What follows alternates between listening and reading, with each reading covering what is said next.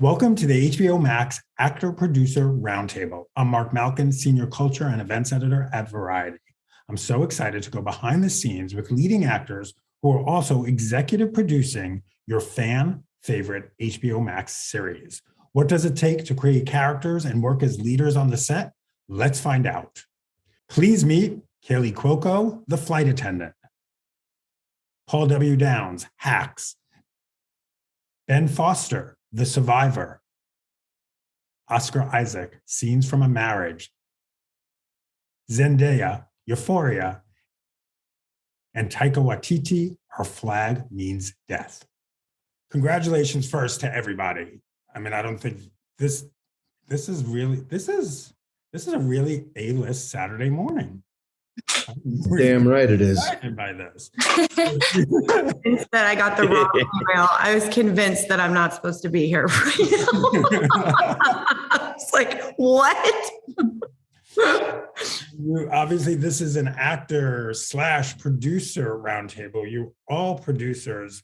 So let's start with you, Paul. Producer, writer, actor. At what point do you say, you know what, I do want to be a producer too? Or does someone come to you and say, hey, you should produce this? Great question, because it's too much, right? It's just too much. Too many hats. So Lucia Agnello, Jen Statsky, my co-creators, and myself, because we came up with the show and, pitched the show to HBO Max, it kind of wasn't a question. And also, honestly, I come from a world of making YouTube videos. Very cool. So, I think the producerial aspect of the job has always been something that I've been aware of, from the writing and the making of things and the begging and borrowing and stealing when it wasn't an HBO show. It kind of wasn't a question. It was hoisted upon me, and I hope that I've lived up to the mantle. Ben, The Survivor obviously is really heavy material. So you're not funny. No, not funny. Not funny. But you are leading this project, and I imagine, you're doing a scene and you just want to breathe and relax. But as a producer, do you sort of just have to switch that off just automatically and be like, okay, I got to put my producer hat on now, and I can't worry about how intense that scene just was? Well, it depends on the scenario. So much of producing is in the prep and supporting the director's vision, and whatever you can do to vet the options coming to that director beforehand in preparation is at least as a creative producer. Hopefully, you can be the right arm, and then there's always the break glass in case of emergency. Change hats. Zendaya, what's it like becoming a producer on Euphoria? I know I've spoken to you before about this. How do you even go into producing episode 5 of the last season? Yeah. Oh man. Yeah. Listen, the show is so special to my heart, and I'm so grateful for the relationship that I have with Sam, who is our writer, creator, showrunner, everything. Director, and he we're obviously very close and have such an open communication, and we share Rue, and I don't know, I feel like the first season I was already learning and taking on responsibilities of a producer without the title, and then the second season I went like deep end with it. I was like, I'm going to be here every day, and I'm so grateful that I had a space where because I love my job. I don't know about you guys, but I absolutely love my job. I think we have the coolest job on the planet, and I would be there anyway, watching and learning. But the fact that I can be there in a capacity where I can offer my creative ideas and input is so special. And to have that place where I can learn and ask questions and feel safe in that way was very special to me. It was cool. It got to a point where Sam would give me tasks. We had a scene that he had written for one of the characters, and he was like, I need a song. And I was like, Labs on the Labyrinth, our amazing composer, an artist. He's incredible. And he was like, why don't you go over there and start the song? So I'm like, go over to Lab. We go to the studio that's on the lot, which was great. And I'm like, let's start writing this. I'm telling him about the scene and where all the characters are emotionally. And then we started writing a song and we send it to Sam and I go back to set and we're shooting a scene. He's like, how did that go? It's like all these fun things and parts moving at once. So I'm grateful that I had that responsibility and that trust, Taika, when you take a look at your show, the cast, I mean, it's, for lack of a better term, it is star-studded. How much pressure was on you as a producer to say, okay, we need Leslie Jones, we need Will Arnett. It's up to you, go get them. I'll be honest, not really much pressure. I didn't really think about that too much. I was just concerned with because I'm in the show, and I've got this one arm that's exposed, and basically my main concern was just doing these bicep curls just to get that one arm pumped up, because that's like the main thing. I became obsessed with getting my one arm like really like muscly. But you're talking about producing, which I don't know much about.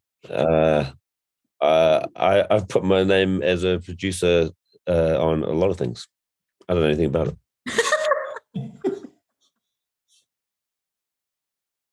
What happened to the other arm? Did you just neglect the other arm? I just neglected the other arm because it was completely covered up in this big leather jacket. There's one exposed arm.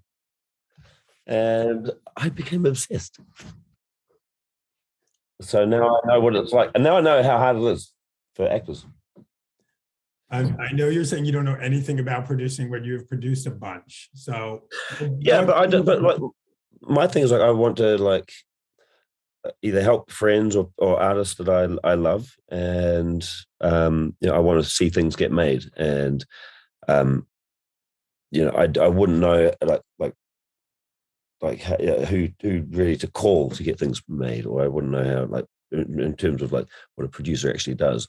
I don't know that what that really means. I like to think that in terms of producing, I can read stuff, I can find content, I can find artists, and really my thing is just like helping get their voices out there, and that's the extent of it for me. Kaley, in this season we have a lot of Kaley Cuocos. What was it like producing and finding all those body doubles? Like you even said to me, you would walk around the lot and people were like, I just saw you over at the commissary, but it was one of your body doubles.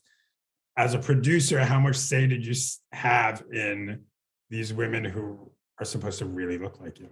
First of all, I knew my dog would decide to bark the minute you asked me a question. She waited until it was my turn. It's like she knows. Yeah, this year was wild. I played 5 Cassies, and yeah, I had 5 body doubles. And it was kind of a weird experience. I'd never done motion capture before. That was a nightmare. Never want to do that again.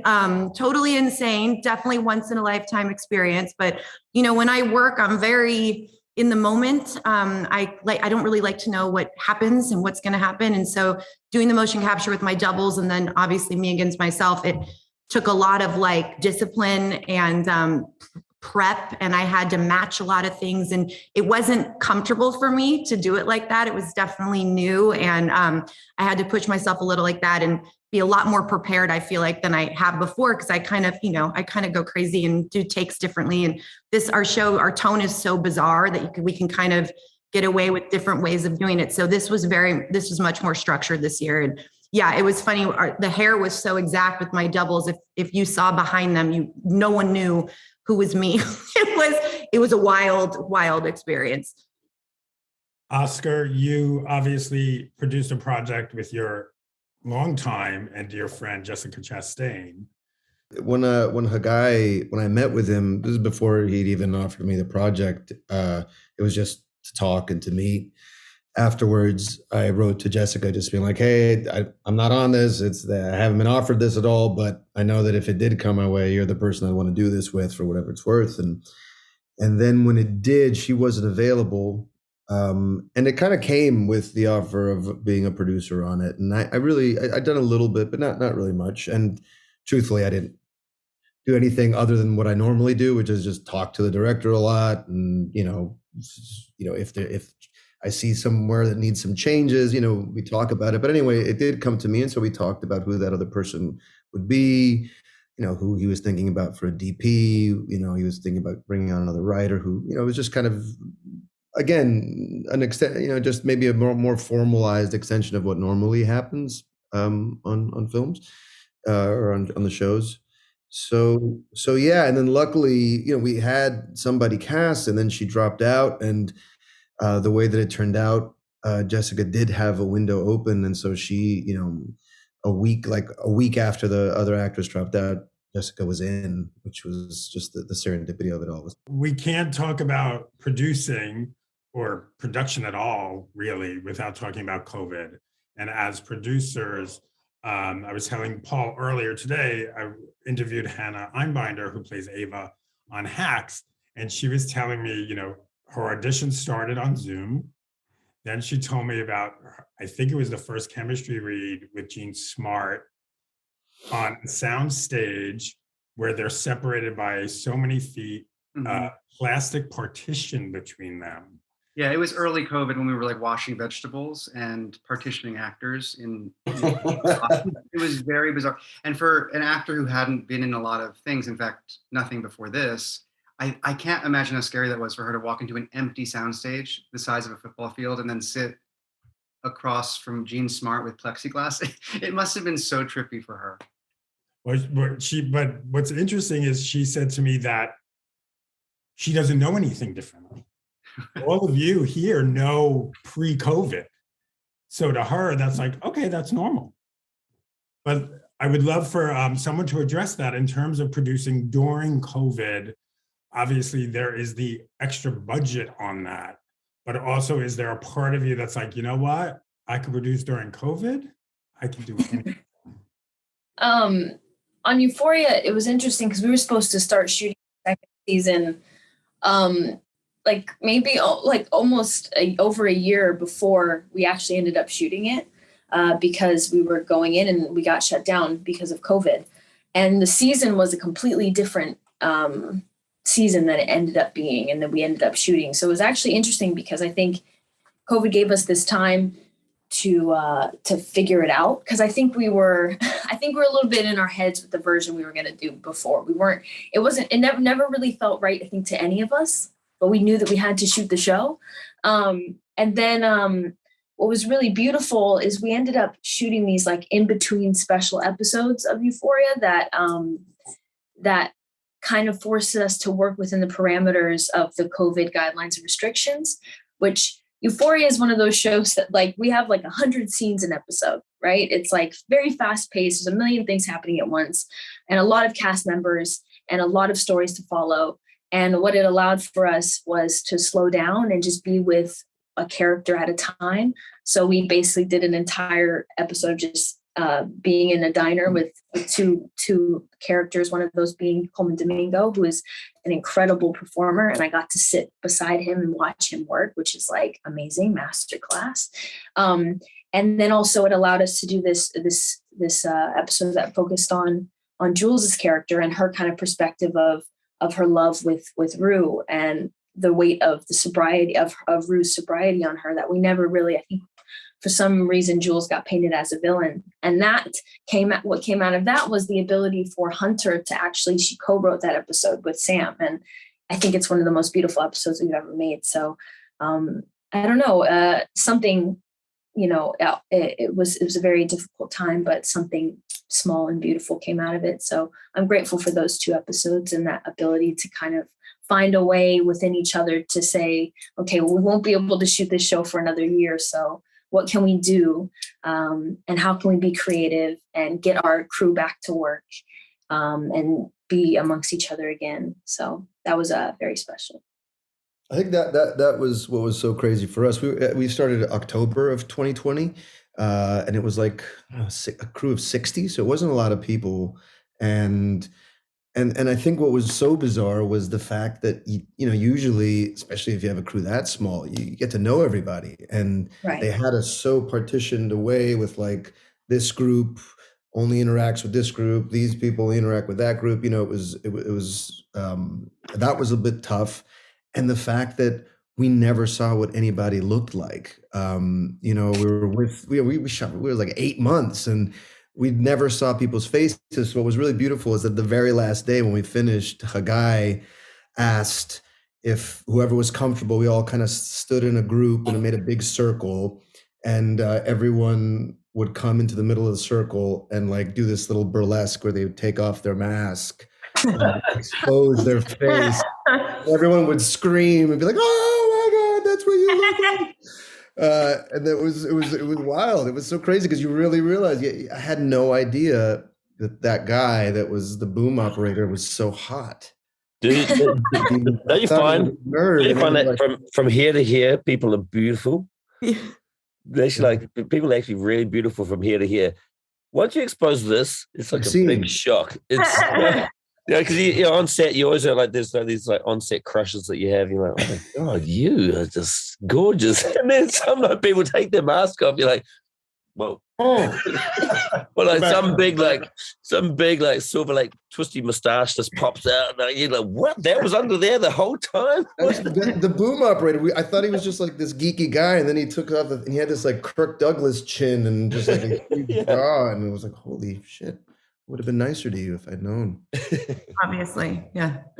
No, that was bizarre. And you really felt like, wow, we're in the middle of COVID. I think it was crazy every day coming in, and you get, well, at least we did. I would get like a list of the people that tested positive that day. So it was like every day it was like groups of people that we'd have to get. And a lot of it was like background and extra. And we were using so many of the same people. We were like, I don't know, put that one in a wig.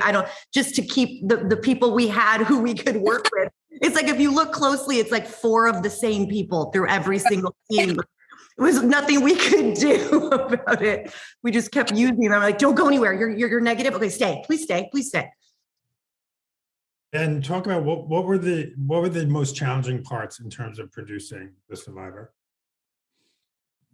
Well, because we're following a man who lived, and his family is still with us, and many of the crew members' families are the children of survivors of the Holocaust, is intending to make it as credible as possible. So the detail work, be it, and we're jumping 3 different decades, so making sure from the smallest detail of the props to the fixtures within the camps or the boxing ring in the 40s, those details, just wanting to make sure they all felt credible. So when Barry came in to make the final decision, he had as many vetted tools as he could. Now let's talk about, I believe, and I think most people believe, that we learn best when we make mistakes. Tell me about a mistake you made as a producer that you said, you know what, I'm glad I made this now. I learned this, and I'm going to do it differently the next time. Unless you didn't make any mistakes at all. Everybody's quiet.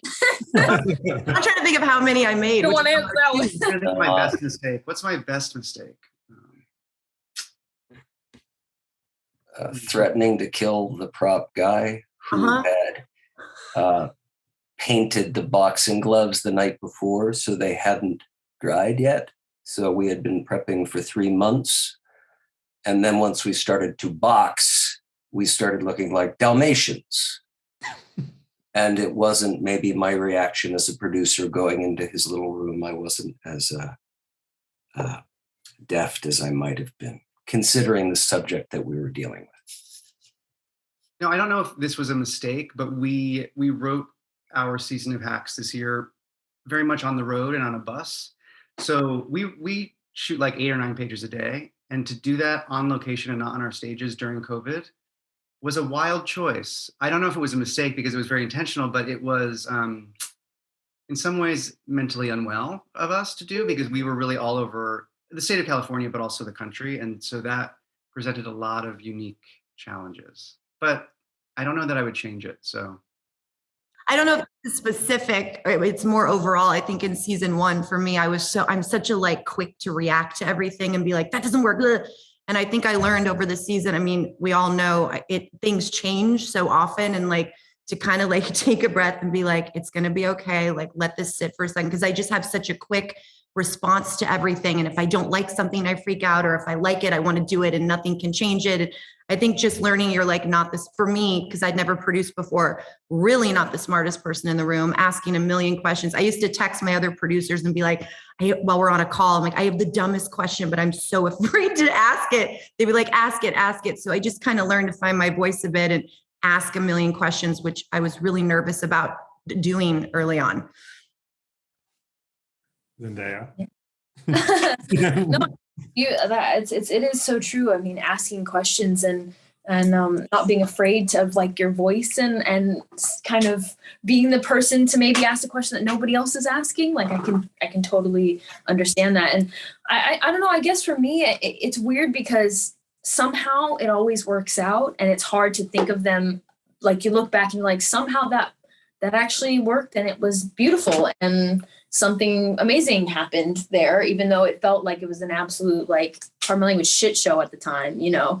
But some magic is caught within that usually. So I can't really say that, you know, it is technically a mistake. And then also there's things that kind of there's things you just can't plan for, you know.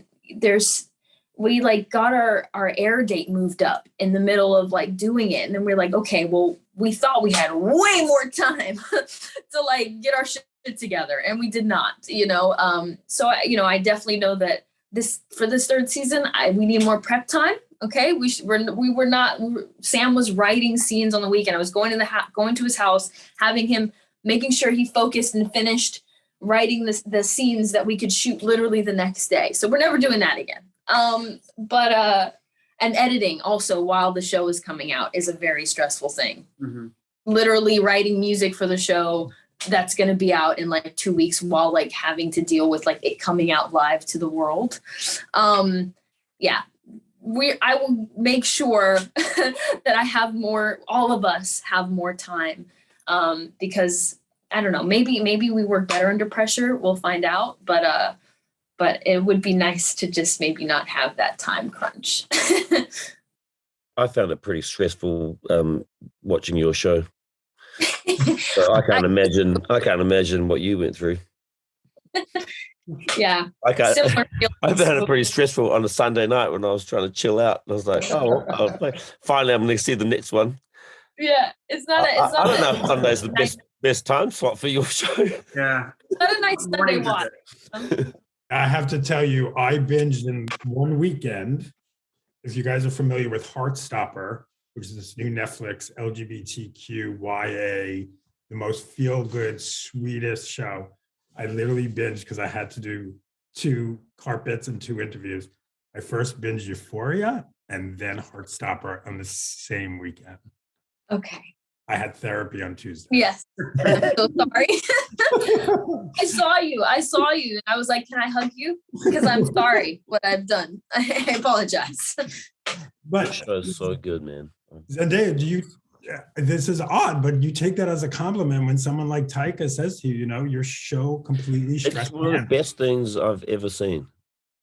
I'm telling you, it's like, it means the world to me. So I do appreciate that. I mean, we all are artists and we love our job and we love making work. And when you get to be in a panel like this and you get to speak to other people who love what they do and say nice things to each other, like it means the world, you know? I agree. I mean, I started by saying I'm such fans of everybody on this panel, and it's so nice to be able to express your mutual admiration for people. So if anybody wants to say anything to me, you know, it's a good time. And that's I love your background. Thank you so much. Thank you. Shirt's fantastic. I really like the shirt that you're wearing. Oh, thank you. Thank you so much. Thank you. Oscar, as you mentioned, you know, you don't have that much experience producing. Who did you turn? Do you have a mentor in producing? Is there someone that you called and said, hey, how do I do this? What do I do here? Or was it sort of like, okay, I'm in it. Let's just figure it out? Well, you know, specifically with Scenes from a Marriage, there really wasn't a lot to do. You know, it was so contained already, so there wasn't a ton of, a ton of work to do on the producing front. I did recently start a production company with my wife, and actually Jessica's somebody I talk to a lot, about first look deals and how does that work, and do you go for TV and film? Did you go to the same place? Is it worth doing a first look deal? Your executive, how do you hire executive? Where do you go to find that person? So kind of some infrastructure stuff. I actually talked to Jessica quite a bit about that because she's been doing it for a while. And it's and someone else that I spoke to as I was thinking about it that was really helpful was Kathy Kennedy, actually. And one of the big things that she said two things that really stuck with me. One is like, is that you never want to be in the middle. In the middle of two other forces pulling. That's the worst place to be, is in the middle. And I find that to be true personally as well, in my personal life. But and then the other thing was that you don't want to get into a situation where you're not doing the things that you love doing. And sometimes when people get into producing and really go down that road, that you can find yourself not doing the thing that you love doing, which is, I think, like Taika said, for me as well, for us, producing is much more about like the people that we love, friends that we love, that are really creative, that we want to like help get their voices out there. But the idea of like doing a whole bunch of projects just to do them, that's not particularly exciting, because that's a lot of work that I don't want to do. So it's really about just like creating a collective. That's what we've been really excited about, Taika, let's talk more about that, about helping other artists, getting other voices heard. Is there a project that stands out in your mind where you're like, you know what, I did good there, I helped that person out?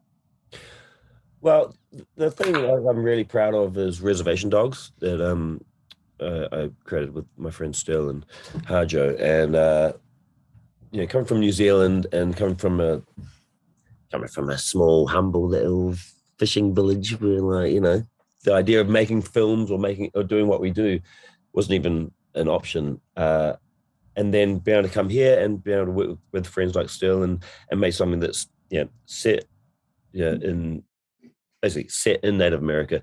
It's made by Native Americans. It's written by Native Americans. It's produced and directed by Native Americans, and stars Native Americans, is something that like as close to being Native American as I could get. This was one of my dreams.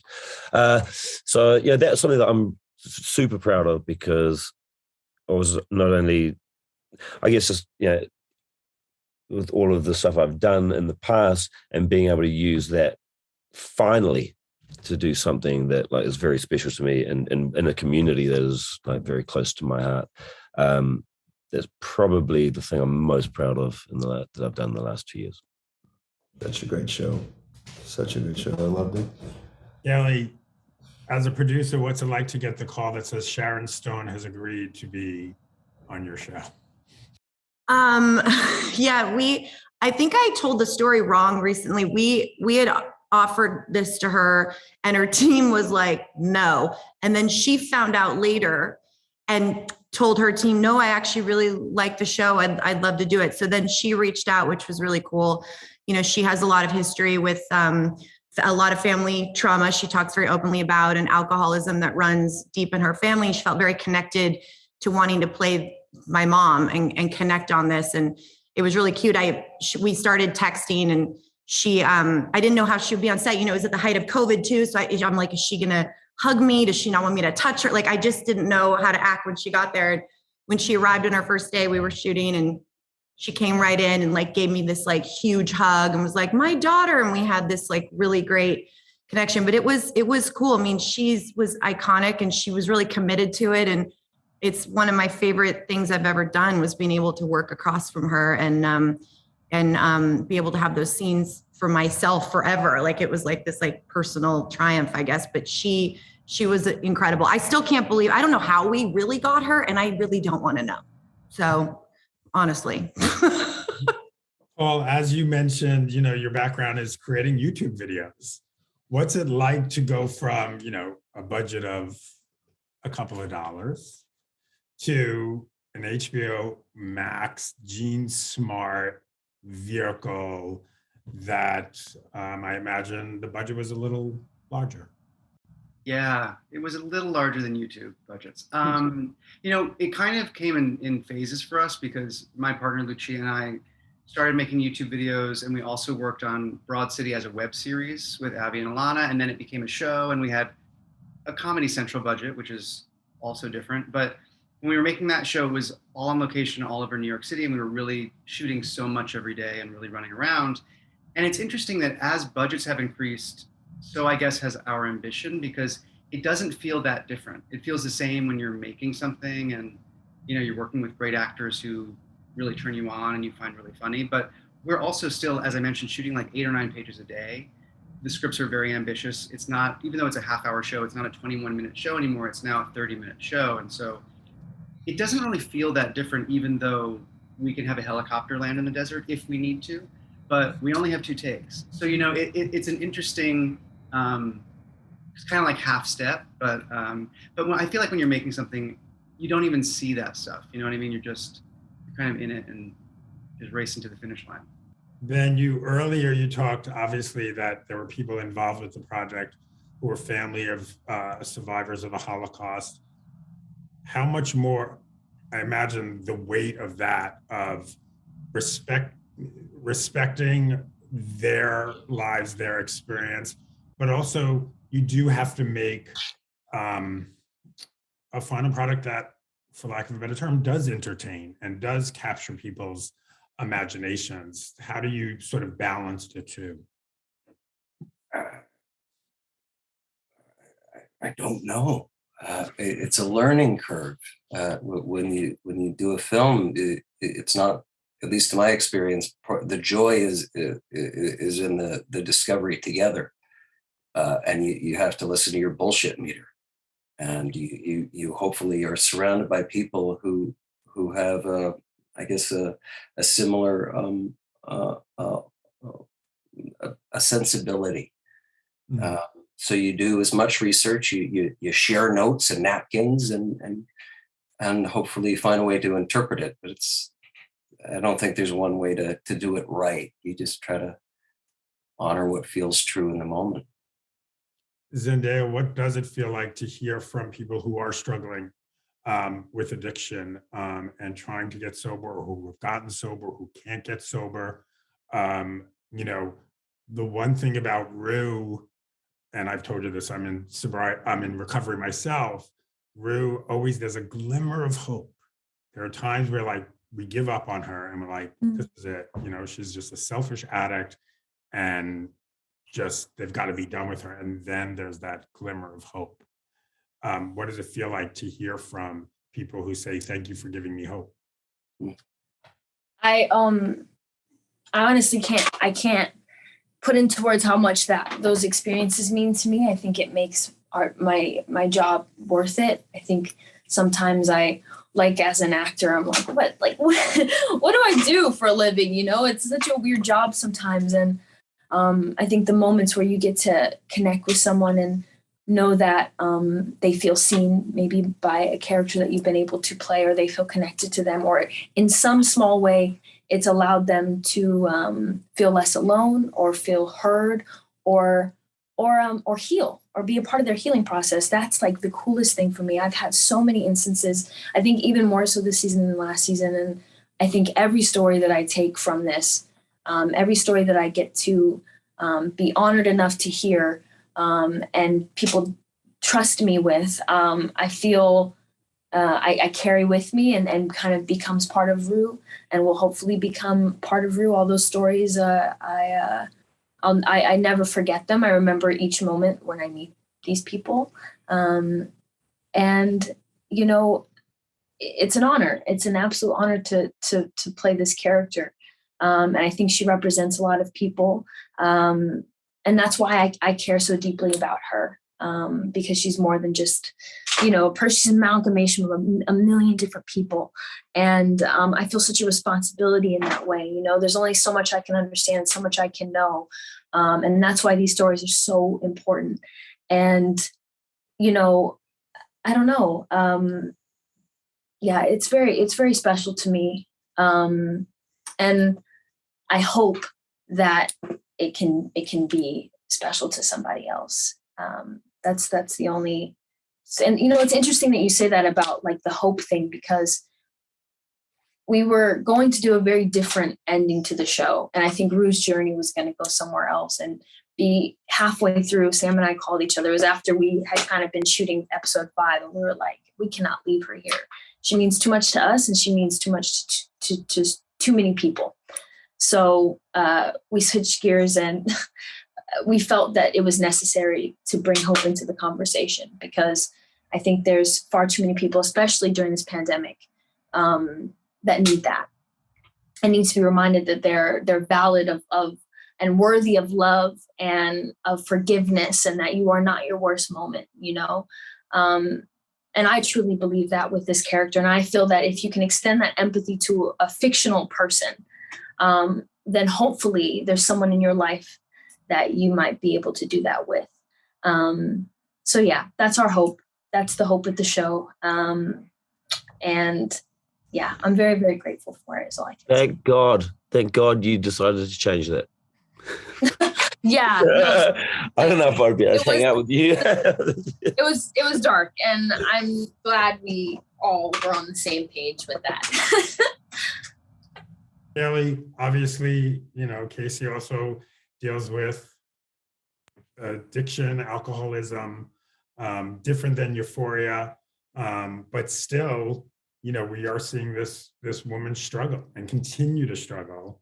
And I'm sure you hear from people too who say, you know what, you're putting a different spin on this. There's that comedy element that I can't say Euphoria really has that much comedy. But I'm sure you still hear from people saying, hey, I relate. Yeah, everything that Z just said. I'm going to call you Z and pretend we're best friends. Okay. Let's do it. Okay. Let's do it. Everything she said is exactly right. It's, this Cassie is a functioning alcoholic, someone who drinks all day long. And it's like, how do you play that you can't play drunk all day long, or people are going to turn this show off. So I was like, I have to find my own journey with this. Everyone's journey in sobriety is so different and unique. And I'm like, what does Cassie's look like? And I was nervous about representing that. I wanted to do it in the best authentic way that I could.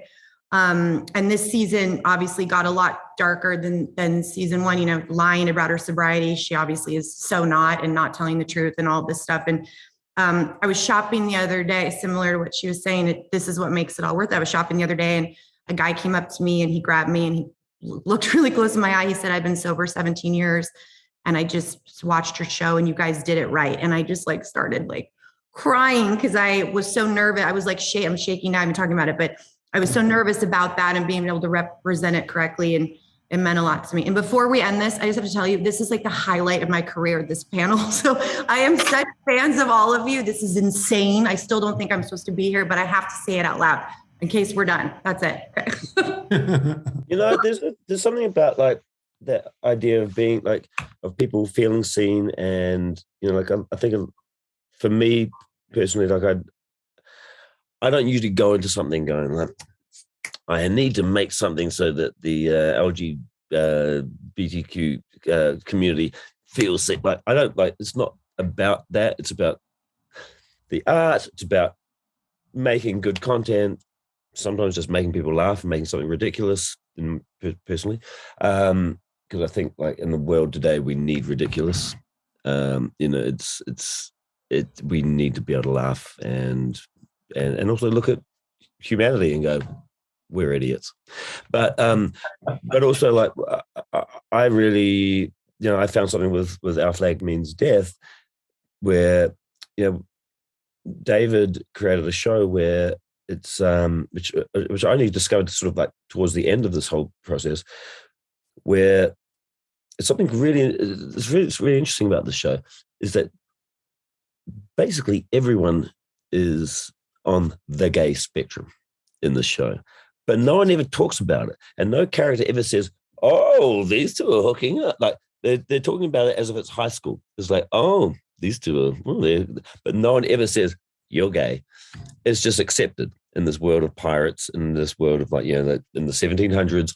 We're just assuming it's all cool. Everyone just does it, and it's really nice to be involved, for me to be able to kind of participate in something where we don't have to label anything or like talk about it or like say, this is the gay pirate show.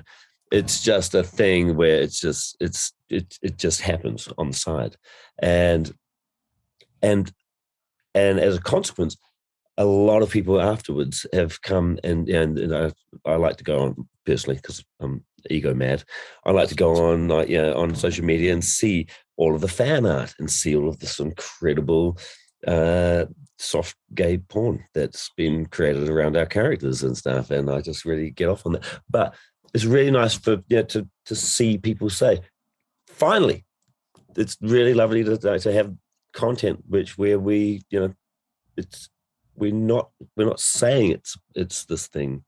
It's just implied, and people do feel seen, or they do feel like like with your guys' shows, it's really lovely to hear people say that stuff to you, and I wish that I could say, yeah, that was the intention. But afterwards, it's a really lovely thing to hear, and I can say, wow, it's actually a beautiful thing to know that people do take something deeper from what you make. It makes it worthwhile.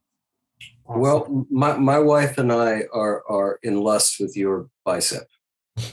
Yes. In lust with that one bicep. It deflated the last couple of months. I'm sorry. Beautiful. We love it. Love it. Just going to wrap up with my last question for Taika. What is more fun, walking on a set and seeing a bunch of pirates, or walking on a set and seeing a bunch of superheroes? I mean, pirates is. It's hard to be gay pirates, Gay pirates, come on. Come on. Listen, I was hoping for that answer, and you played right into it. Thank you for that wonderful conversation. To our viewers, thank you for watching, and stay tuned for the next session.